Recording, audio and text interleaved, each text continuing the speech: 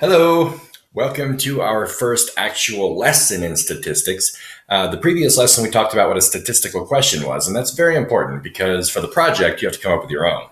But we're also going to talk about what to do with that statistical question. And I also want to reinforce a little bit of something I was talking about, that for this unit, for this grade, we're really trying to focus on only numerical data, things that only give us answers in numbers, okay?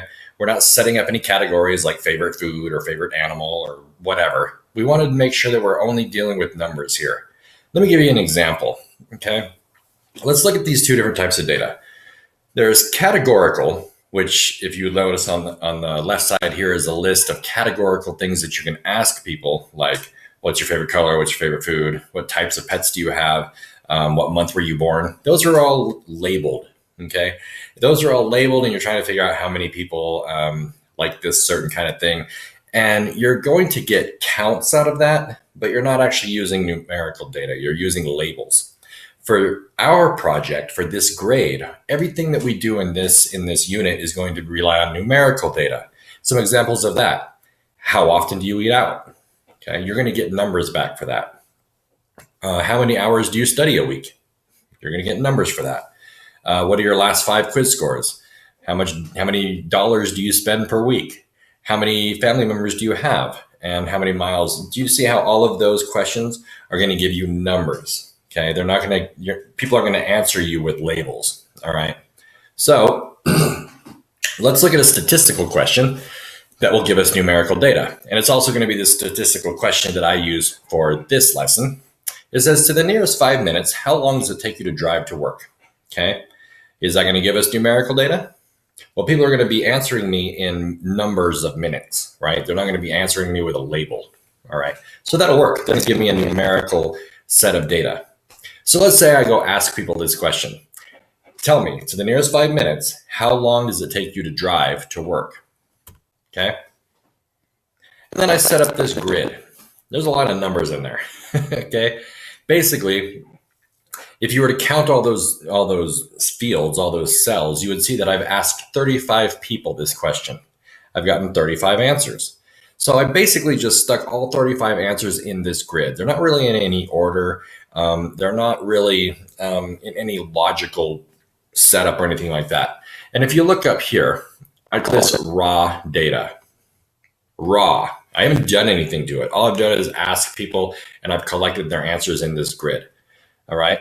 So this is what we call raw data. Raw data is something that is data that you collect or you're about to do something with. But for now, it's just kept in a grid and so I don't lose any numbers. So now I want to put all this into a frequency table. Okay. That's written right here, so you can see how to spell it and see the title for it. But I still have my statistical question right here just to keep me on track. What is it that I'm doing here? All right. So what I did, here's that grid right here.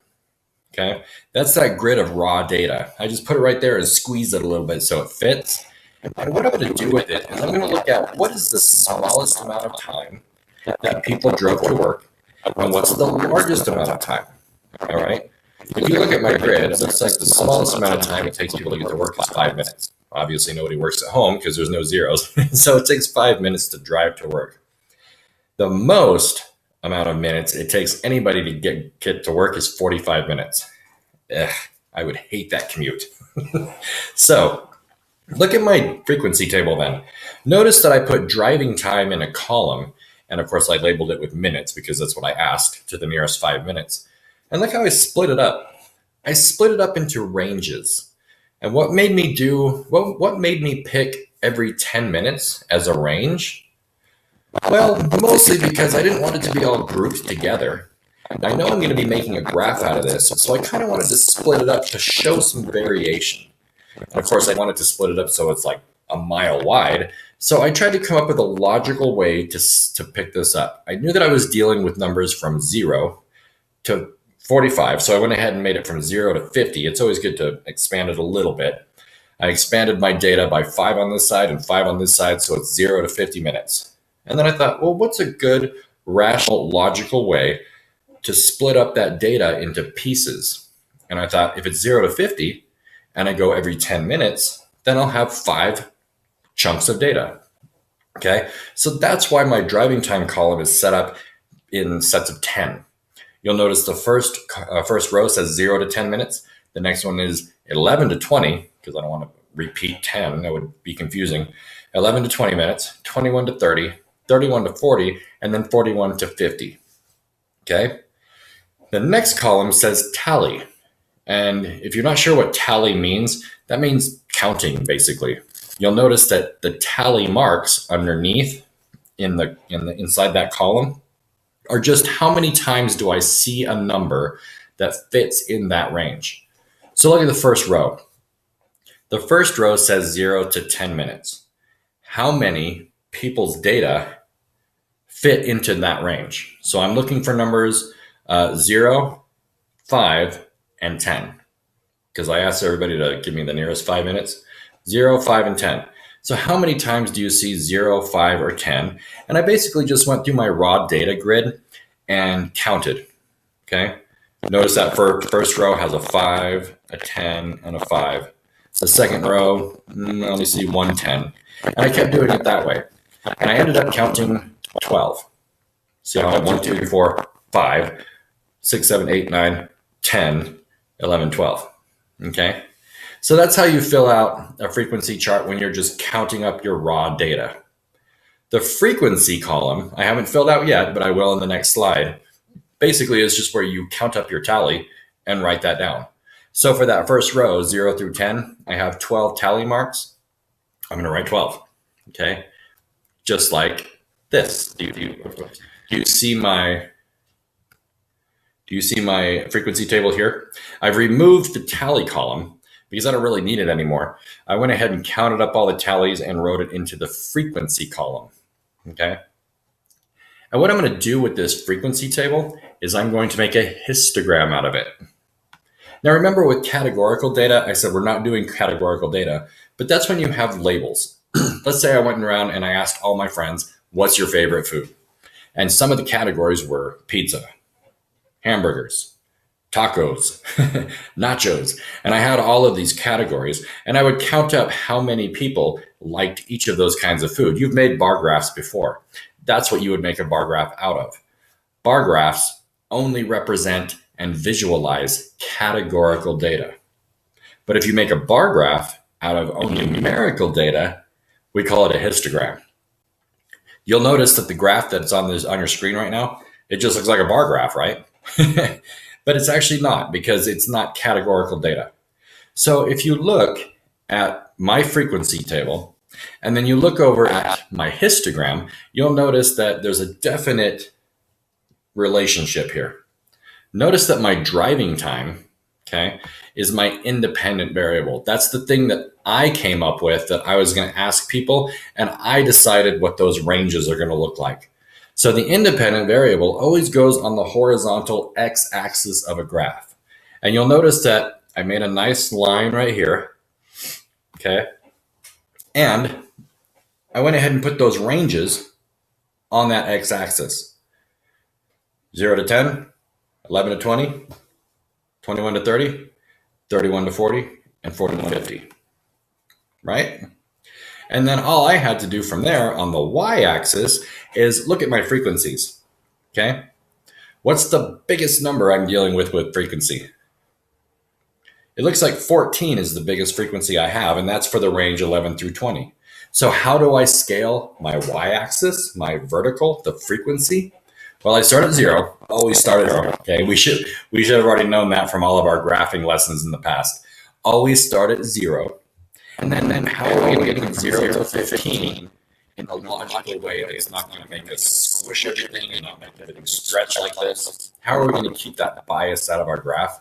I thought it was pretty reasonable to count by 5s for this graph, okay? So that's what I did. If you look at my y-axis right here, I started at 0, 5, 10, and 15. And then all I had to do was make bars, just like making a bar graph. So for my first range of driving time, it was 0 to 10, and I had a frequency of 12 on that. So I made a bar that started from the 0 line and stretched up to 12. Okay, you see that? For my next one, 11 to 20, it starts at the 0 line and stretched all the way up to 14. And that's actually the tallest bar I'm going to have because that's the highest frequency I have. And then the next 3, I just drew the bars up to basically where that value is on the y-axis. And that gave me a histogram. Now, here's a little trick. I used Google Sheets to make this histogram. Google Sheets is awesome. I'm actually going to put some supplementary lessons on here to teach you how to use Google Sheets to do all kinds of statistical graphing. But that's beside the point. What I was trying to say is that Google Sheets made a histogram look like this. And it's beautiful. It's got everything I need. Okay. But traditionally, I guess I'll say, conventionally, a histogram's bars will always touch each other. Okay. You can see they're spread out. There's a space between all these bars. Usually, you're going to see a histogram with all of the bars touching. They're going to be squished together. That doesn't really matter that much. I just wanted to throw that out there so you don't get confused. So there's our histogram. Now that we have a pretty histogram, what do we do with that? We interpret it. Okay? We're going to now interpret or analyze our numerical data. I have 4 questions along the right side of this slide that I want to kind of go through and answer with you. How long does it take for most people to drive to work? Okay, now there's a couple of different ways you can answer this using that graph.